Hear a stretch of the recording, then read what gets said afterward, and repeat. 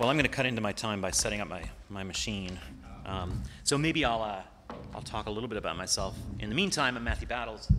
Hey, thanks. So, and thanks, Peter, for the invitation to be here. It's particularly great fun to follow you, Brewster. I mean, I can't think of a week, really, probably not a day that goes by that I don't interact with the Internet Archive. It's just fundamental to my experience of the world. Let's see if we get this. Yes, true. So I should, while Peter's unscrewing the cable, just say that because this presentation that I'm going to give actually doesn't have many books in it, although it's in a browser, but it doesn't have many books in it. So I should maybe establish my book bona fides. I work with a group at Harvard called metaLAB that's headquartered in three areas: in the Faculty of Arts and Sciences, really in the Romance Languages Department, in the Berkman Center for Internet and Society, and in the Graduate School of Design. And the great thing about that is each of those major entities, administrative entities of the university, thinks that we're answering to somebody else. So it gives us a lot of freedom to do fun things, and doing fun things is what we like to do. But I came to metaLAB, which develops platforms for playing with library collections, metadata, and museum collections metadata, for using annotation affordances to tell stories and make arguments out of multimedia. But I come to those projects as a person from the world of the book, as a scholarly editor, first at Houghton Library at Harvard for about 10 years, and then at the Museum of Fine Arts. Also as an author, an author who writes mostly about books. I wrote a book about 10 years ago called Library and Unquiet History with a colleague at Harvard, Jeffrey Schnapp, who's the faculty director of my group, metaLAB at Harvard. We just wrote a book called Library Beyond the Book, acknowledging the fact that there were libraries before there were books. If by books we mean those beautiful codex volumes that we often associate with Gutenberg. And there will be libraries after books in the forms in which we're used to them turn into other sorts of things. But when Peter got in touch with me about coming to speak here, I got excited about the kind of motto, the kind of description of Books and Browsers and the venture that Books and Browsers and the community that it is, advancing open standards, in particular that part of that sort of motto. Because a book that I've been writing most recently, which is going into production now, it's called Palimpsest, and it's a history of writing, sort of writing writ large, as it were, all sorts of different forms of writing, from cuneiform to character encoding. And it was that last bit, character encoding, that got me excited about standards. It feels kind of odd to say that, excited about standards, but I have been and I am. And so what I want to present today is a kind of, what I hope is a sort of a bracing contextualization. If it's not that, then it's at least 20 minutes to check your email. Of the kind of cultural history of standards, which I think of as a kind of, one way of thinking about what standards are is a kind of culture of cooperative innovation. And I'm beginning thinking about this in Venice. I recently visited Venice for the first time, and it's surrounded by water, which is amazing. And that figures into my story about standards in Venice. There are many things that are, of course, distinctive about Venice, but one of those things is there are lots and lots of paintings there. So many paintings. I worked a few years ago at the MFA on a book, a catalog for a big exhibition about Titian, Tintoretto, and Veronese. So I thought I had learned a lot about Venetian painting in the process of working on that book, particularly those three painters who painted in the 1500s.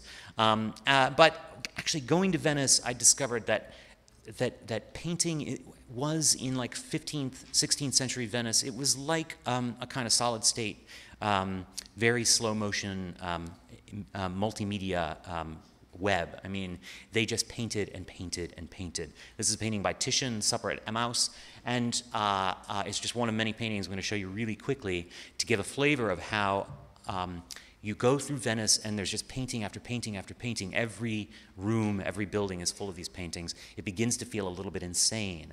But the thing that I want to really draw your attention to is the stuff at the table that these guys are sitting at is clad in the canvas, because canvas and the standards thereunto become an important part of the innovation that these painters undertake when they start painting in the 15th century, 16th century. So like I say, there are lots of paintings in Venice. There are paintings with old guys with beards. There are paintings of imagined spaces. There are paintings that they put into alcoves and all kinds of architecture. There are paintings of people in alcoves. There are paintings in ceilings, paintings that are long all over the place, paintings that are round, paintings that show lots and lots of portraits of people, lots of portraits of people. And you go especially into the Palace of the Doge, and it's just room after room, of one room bigger than the next, than the last, full of paintings. This room, which you can barely see, unfortunately, is just filled with paintings. And it's like the size of 2 basketball courts. Imagine like 2 basketball courts end to end. All of the walls, all of the ceiling, covered with paintings. It was just insane. And the one painting in here, Tintoretto's Paradiso, has 500 people in it. These guys went nuts, and they were able to go nuts because of canvas. Venice had lots of canvas on hand because they were a trading empire. They had lots of ships, and they sailed, they controlled the trade routes with the East, and they needed lots of canvas. They needed lots of canvas to protect their hegemony in naval battles, like the Battle of Lepanto.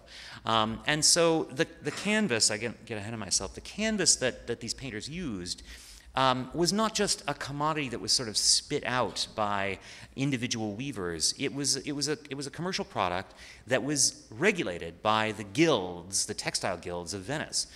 These guilds had power as patrons of the arts. They were political actors in Venice, but they also set the standards for the production, the manufacture of the goods that they were responsible for. In the case of canvas, they set standards with regard to the weaves. Certain weaves drape better than others, certain weaves stretch better than others, with respect to the size of the canvases as well. So that allows painters like Titian, Tintoretto, and Veronese to plan big campaigns of painting like this architecturally, to know how many pieces of canvas they're going to need, to know what kind of canvas they're going to need to cover what kinds of spaces. So those very rudimentary, very quotidian concerns about the commodity that is the literal support for these images are fundamental to Titian, Tintoretto, and Veronese being able to paint so voluminously, but also with such ingenuity and invention. So now I'm going to fast forward to the Enlightenment. We've been in the Renaissance and the Enlightenment. You get the kind of explosion of experimental science. This is cultural history that's really rough and tumble, but be that as it may, there are 2 things that are happening in the 18th century, 17th and 18th centuries that are really interesting when it comes to standards. First of all, experimental scientists need practically weights and measures that they can rely on, weights and measures that are interoperable, that are coherent with one another, rather than the kind of pastiche of local measurement protocols that had obtained through the Middle Ages. And so they need those so that they can work together and communicate with each other. But another thing is happening at the same time, that the universe is beginning to be seen as something that interoperates. It's beginning to be seen as a kind of set of phenomena that all work together. And so the standards around weights and measures, like the kilogram, the prototype of the kilogram you see here, this cylinder of platinum and iridium nested underneath a series of bell jars to keep it from interacting with the environment so that you can always tell what a kilogram is. This, of course, emerges, we think of it primarily, the metric system, as being associated with the French Revolution, but it's really in the middle of the 19th century that the standards that remained kind of local around the metric system get codified into a system. Now, in the Renaissance, it was the guild that mattered for making standards happen. In the middle 19th century, bureaucracy is king, and so standards become bureaucratized. And this is the headquarters of the International Bureau of Weights and Measures, which administers the standards for the metric system, or the System International of Weights and Measures. And it's actually on it's like almost like an embassy. It's on extraterritorial land outside of Paris in Sèvres, where it's treated as a kind of neutral ground. And this kind of internationalizing and universalizing of weights and measures becomes an important part of the story of standards as well. And of course, the metric system has become nearly standard. There are a couple of outliers. That one's Burma. I'm not so sure about what's going on over there. It's a curious thing that the standard that emerges out of the Enlightenment doesn't come home to roost, as it were, in this nation, the United States, that after all is an Enlightenment project. It's born of the Enlightenment. And I think it's because, you know, even though it's an Enlightenment project, it doesn't feel like a very enlightened place, the United States. Apologies if that's your preferred spelling for socialism, but I mean, the issue with the metric system has been that it's associated with stuff like that, associated with a kind of sense of one world government, right? With cosmopolitanism.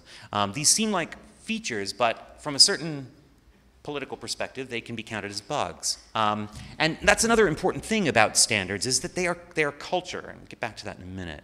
So one more set of standards that I want to try and get to very quickly, which is characters and character encoding. And here are a couple of characters. Émile Baudeau, who is French also, and Donald Murray, who's from New Zealand. These two guys in the middle of the 19th century created character encoding systems for telegraphy, so that you could send characters, alphanumeric characters, by telegraph. You didn't have to just use Morse code anymore. You could send stuff that would get printed out as printing that you could read. It was human readable.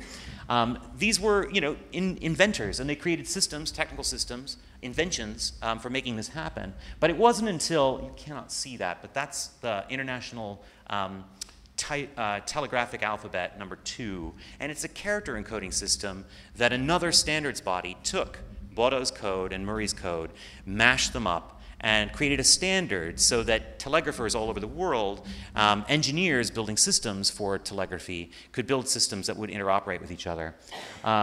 They pioneered the use of paper tape for recording these codes and transmitting them, archiving them. And by the middle of the 20th century, telegraphy, through the teletype machine in particular, was this incredible communications network. And it was organized by standards bodies. Individual pieces of technology, of course, created through entrepreneurship, innovation, ingenuity, but knit together because there were these standards in place that these inventors could rely upon. And what's interesting to me about this story, so this is the ASCII code chart. And ASCII, in 1960, emerges out of these telegraphy character encodings.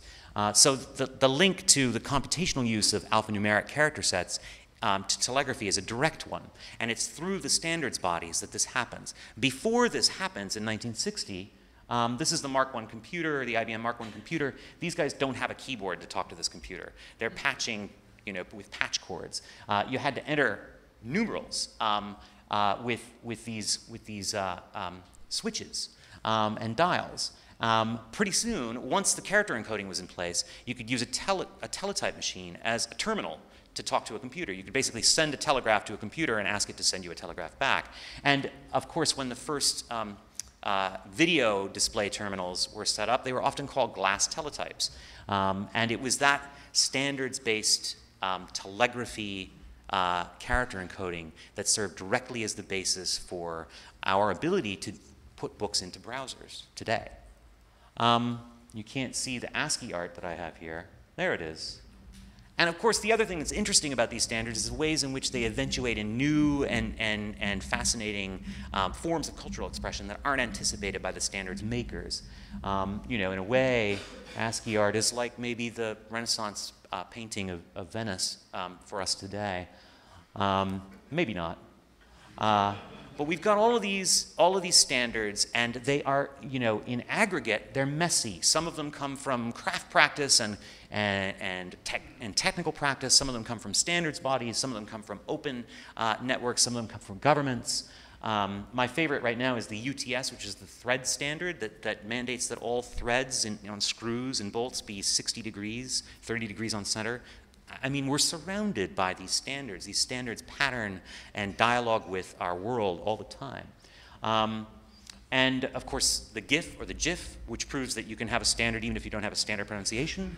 And these standards interoperate with each other in ways that create new cultural forms. There's the GIF and ASCII shaking hands or doing the boogie. So there's a GIF of, or a GIF of the world at large. And this is what ultimately these standards do, is they make a world. They make this modern world that we live in today, this world that we feel is contiguous and continuous, that we can explain. Even if this isn't true, this is the way we made this world. From the Renaissance to the present day, not only through invention, but through the elaboration of these standards. Standards that are really a form of governance, and against the notion that innovation is only something that happens by means of individual enterprise, ingenuity, entrepreneurship. The standards and standards making is a way of kind of introducing sovereignty and constitutional questions into innovation. Standards are cultural. The metric system didn't take hold here. Standards are culture by other means. They feel merely technical, but it's not enough for a standard like RSS, for instance, to be technically beautiful for it to survive. It has to make sense culturally as well. And finally, standards are world-making. So the work that we're doing when we're talking about how to make books in browsers, how to create new forms of publishing, it's a kind of bracing adventure in making culture together. And that's what really excites me about standards at this moment. And I hope you'll all make some great standards together. So thank you very much for listening.